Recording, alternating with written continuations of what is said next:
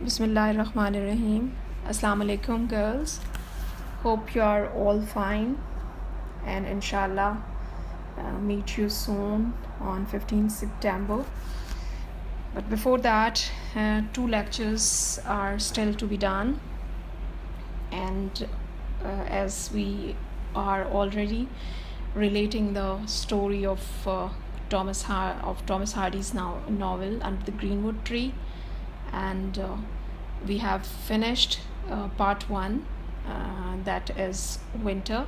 Part 2 is spring, and we are almost at the end of the ending chapters of part 2, that is spring.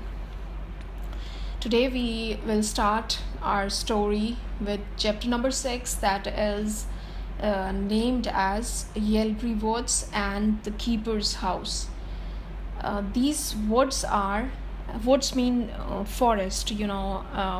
It's a place that is all filled with lots and lots of trees, and obviously it's not a planned place but a wild one. So these woods are the outlying part of the estates of the Earl of Wessex, and Geoffrey Day was head gamekeeper, timber steward, and general outlooker for this woods of Yelbury.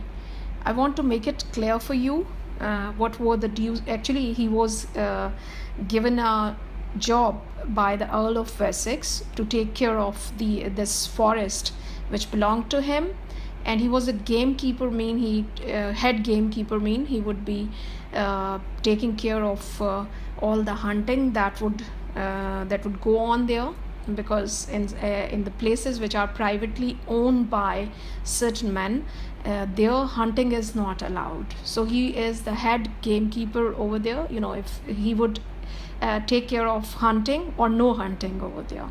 And timber steward, timber is wood, and so if any wood would be cut down from these woods, he would be taking care of it. So he was actually in charge of all that place. And we know that Geoffrey Day is the father of Fancy Day. Dick was on the heights of happiness because there was a reason behind it, as it was a week after Easter holidays. He with his mare, whose name is Smart. Mare is the female horse, and her name was Smart. He with his mare Smart and the cart was on his way to the neighboring parish to fetch Fancy and her belongings from her father's house. So what we find that Dick is going towards Geoffrey Day's house, which is located near Yelbury Woods, as his love interest Fancy Day, the school teacher, has gone for Easter holidays. So he is going there to pick her back towards Mellstock. Again, here nature's beauty is depicted in words with picture perfect effect. Dick was kept unaware by Reuben about Shiner's interest.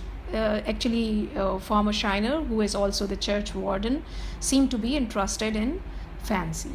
He wanted Dick's father wanted him to find it gradually himself. A long description of Fancy's cottage, her father's cottage, is here. Especially, we enjoy the description of the glass windows which are there in the cottage. They are the people who are sitting inside. They find quite interesting pictures of the people who are coming from outside. These pictures give rather a distorted picture of the visitors who come there. So Fancy had this kind of activity that she would sit there and enjoy those kind of distorted pictures of the visitor. There were and in the house there were two sets of everything, like two sets of furnitures, clocks, crockery, dresser. They are all found in the living room. And actually, why there are two sets was the reason is that one set is would be given to Fancy. Fancy was preparing dinner. Mrs. Day was upstairs, and the sound of her footsteps could be heard overhead. I must tell you here that Mrs. Day, the wife of Geoffrey Day, is the stepmother of Fancy. Fancy was singing songs randomly. Then she called her father for dinner, who was out in the garden, where he was with the gardener Enoch, with whom he had such an understanding that he would use more gestures, nods and shakes, saying, moving your head in a no and in a yes, or shaking is, moving your head in a no. So only with the use of one's facial movement in a yes or no, they could have the communication. Geoffrey Day and Enoch would have this kind of communication, and they won't use words at all. He inquired about her stepmother. He came in when Fancy called her father. He came in and he asked about her stepmother, and then we find that Dick also reaches there. Enoch also sat there a bit far off the table and occasionally participated in the discussion. Geoffrey Day is quite an interesting character. He is outspoken. He doesn't have control over his words. He says things which should not be said at all. So Geoffrey Day said that his wife, he was meeting Dick for the first time, and he was talking about his wife in a very straightforward way.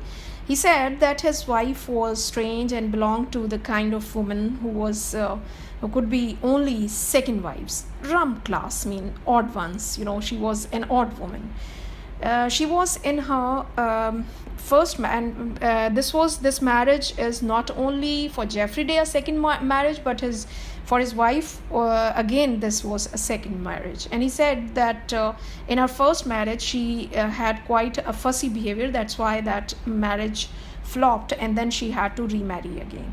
Fancy seemed silent and embarrassed. Geoffrey Day felt and changed the topic. Fancy was worried about her father, the way he ate, but Dick made her feel that he didn't care, and he was more concerned about her than whatever was happening there in her father's home. Geoffrey Day praises Shiner, and Dick says that he doesn't know much about him. Geoffrey Day asks Fancy's opinion, and she seems visibly disturbed.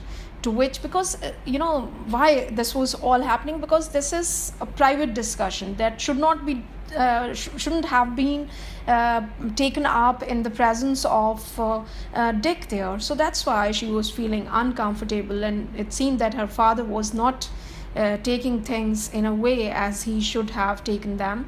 So she was visibly disturbed, to which Enoch even added, it's like adding fuel to the fire. He even increased her discomfort. Enoch said that Dick must marry her. He actually wanted to make it clear that it's good that Dick should be there to marry Fancy. Dick tried to straighten such odd situations, saying if it is written in fate, it would happen. Geoffrey Day said about his wife that his second wife should have been doomed to remain single, and she did it twice.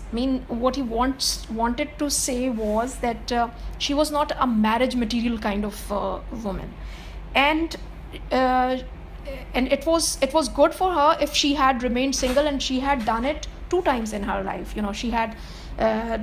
She had went into the relationship of marriage twice, in spite of the fact that she was not even able to carry on with one.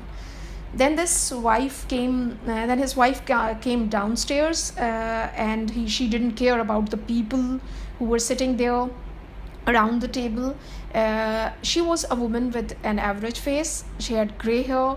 She was worried that the people would talk about Jane Day's, this was her name, Jane Day's tablecloth being poor. She came again with some tablecloth and changed. She was not noticing at all who were there, what were they doing. She didn't even greet them.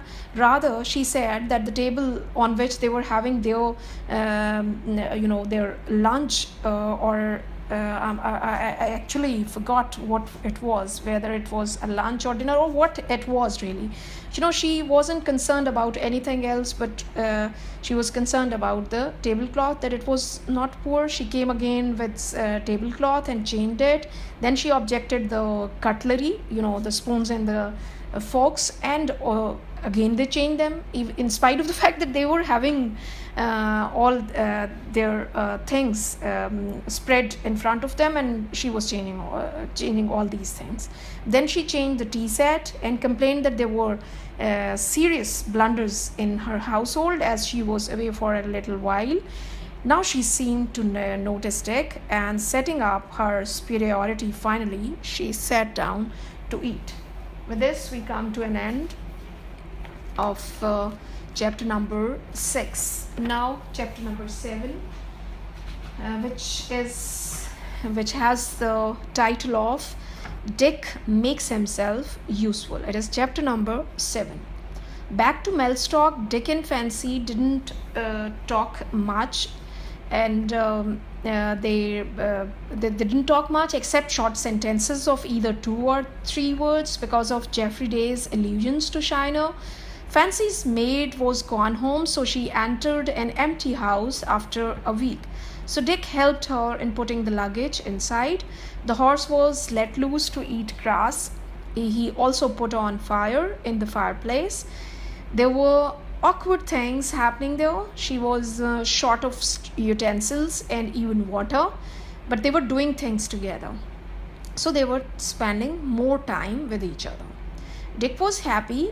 Then he, while taking out a towel from the box, mentioned one of her dresses not fit to be put on in the church.